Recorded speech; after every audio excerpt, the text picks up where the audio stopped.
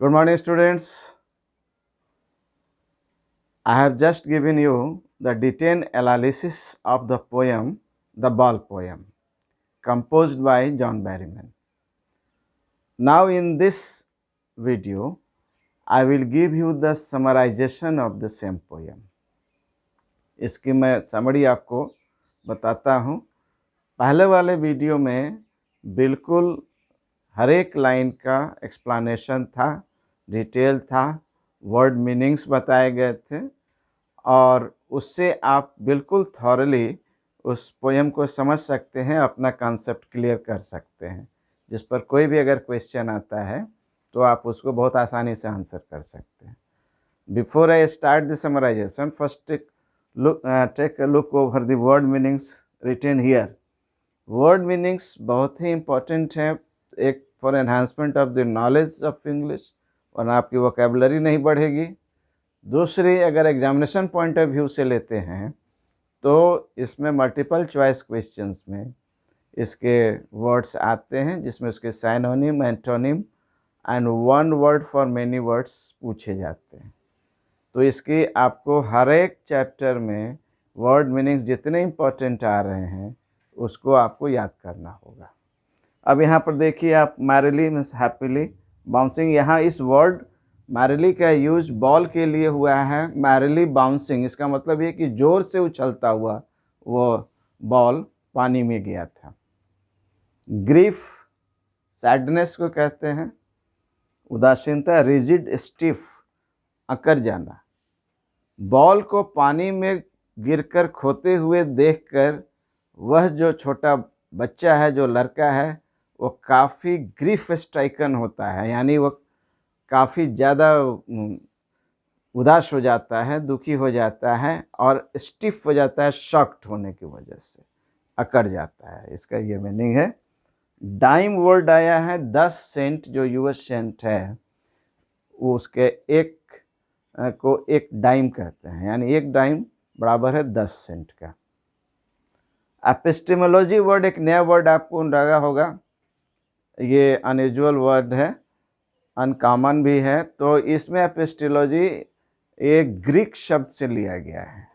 Greek शब्द एपिस्टीम से बना है, जिसका अर्थ होता है नॉलेज, अंडरस्टैंडिंग। तो इसको आपको ध्यान में रखना होगा, क्योंकि वह क्वेश्चन में आ सकता है।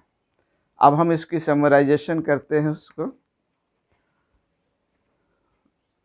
One day the poet was standing near the harbor, and a boy was also playing with his ball there, and the ball took a jump and went into the water of the harbor.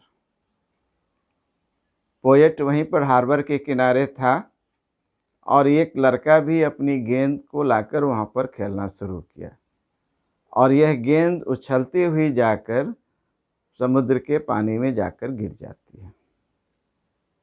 Poet as a witness वहाँ पर था, वो उसको देख रहा था।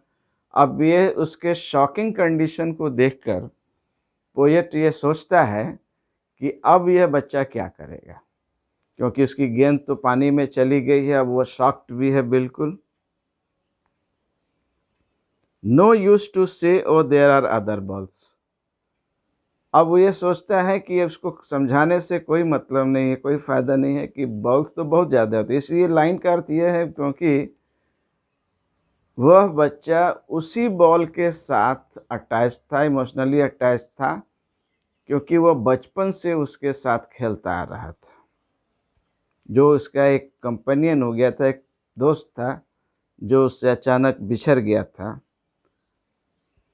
An ultimate shaking grief fixes the boy as he stands rigid, trembling, staring down all his young days into the harbor where his ball went.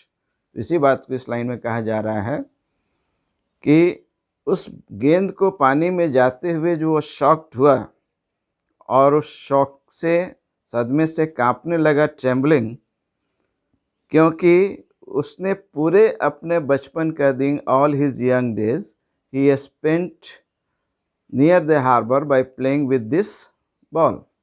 उसके साथ खेलता रहा था और उसके साथ वो बिल्कुल भावनात्मक रूप से जुड़ गया था। तो इसलिए बॉल को ये पोएट को ये समझाना कि बॉल तो दूसरे भी आ जाएगी, इतने उदास होने की ज़रूरत, दुखी होने की ज़रूरत नहीं है। तो इसका कोई मतलब नहीं था, क्योंकि वह उसी गेंद से अटैच्ड था। और इसीलिए पोएट कहता है I would not intrude on him, कि वह इस बीच में हस्तक्षेप नहीं करेगा। A dime another ball is worthless, उसकी बहुत कीमत नहीं है, एक डाइम में 10 सेंट में या एक गेंद आ जाती है। Now he senses his first responsibility, और इसको अब पहली जिम्मेदारी का एहसास हुआ है जब वो गेंद उसके लापरवाही से वो पानी में चली गई और खो गई। People will take balls, ball will be lost always, little boy. Poet इस बात को कंसोल कराना चाहता है विथ हिज सूदिंग वर्ड्स, उसको सांत्वना देना चाहता है कि लोग गेंद खरीदते हैं, लोगों के पास गेंदें आती हैं। गेंद एक सिंबल के रूप में, एक प्रतीक के रूप में है। जैसे हमारे पास कोई प्यारी सी चीज़ है, उसके बारे में हम कहते हैं कि वो अचानक हमसे बिछड़ गई। तो बॉल भी एक सिंबल है इस बात को बताने की, जो कोई भी चीज़ जो हमारे पास है, उससे हम हमारे पोसेशन में है, हम उससे इमोशनली अटैच्ड हैं और वो हमारी से बिछड़ जाती है। No and no one buys a ball back, कहता है कि लोग गेंद खरीदते हैं, गेंद खो ही जाती है, लेकिन वो गेंद वापस नहीं आ सकती, यानी वो चीज़ वापस नहीं आ सकती है जिससे हम अटैच्ड रहे हैं। एंड मनी इज एक्सटर्नल, पैसे से हर चीज़ नहीं ली जा सकती है। और इस नॉलेज को वह अब सीख रहा है। उसमें पहली बात, एक तो सेंस ऑफ रिस्पॉन्सिबिलिटी आ जाती है। दूसरी बात, द नॉलेज ऑफ लॉस, कि कोई भी चीज़ परमानेंट नहीं होती है। लाइफ इज़ टेरिबली ट्रांजिसेंट, यानी वह बहुत ही ज़्यादा क्षणभंगुर है, वह टेम्पररी है, अस्थाई नहीं है जो हमारे पास में है। The epistemology of loss, how to stand up, और इसी बात को हमें सीखना होगा, स्टैंड अप करना होगा, उसका सामना करना पड़ेगा, कोप अप करना पड़ेगा कि ये चीज़ें खोने के लिए ही होती हैं। और इसी को द एपिस्टेमोलॉजी ऑफ लॉस कहते हैं। यह एक दर्शन है, जीवन का एक दर्शन, जिस पर आधारित ये कविता है, एक पोयम है जॉन बैरीमैन की। और इस दर्शन को, इस ज्ञान को जानना होगा कि चीज़ें होती ही हैं बिछड़ने के लिए, खो जाने के लिए, और इसका हमें सामना करना होगा, स्टैंड अप करना होगा, इसको हमें सीखना होगा। Knowing that every man must one day know, और प्रत्येक व्यक्ति को एक न एक दिन इस बात को समझ ही लेना होगा, जान ही लेना होगा। And most know many days how to stand up, और बहुत सारे लोग तो पहले से ही इस बात को, जो ज्ञानी हैं, जो फिलोसोफर हैं, जो दार्शनिक हैं, जो समझते हैं इस बात को कि चीज़ें हमेशा आपके पास में नहीं होंगी, वो टेम्पररी हैं, they are bound to be lost, they are bound to decay, and this knowledge we must get from it. तो स्टूडेंट्स, आज बॉल पोएम एक इम्पॉर्टेंट पोएम है। इसके आपको 2 वीडियोज़ मिले हैं। पहला, उस पर एक detail line by line analysis है, एक्सप्लेनेशन है, और ये एक समराइजेशन है। और मेरा ख्याल है कि इन दोनों वीडियो से आपको काफ़ी इस नॉलेज पोएम के बारे में क्लियरेंस मिल गई होगी, काफ़ी कॉन्सेप्ट क्लियर हुआ होगा।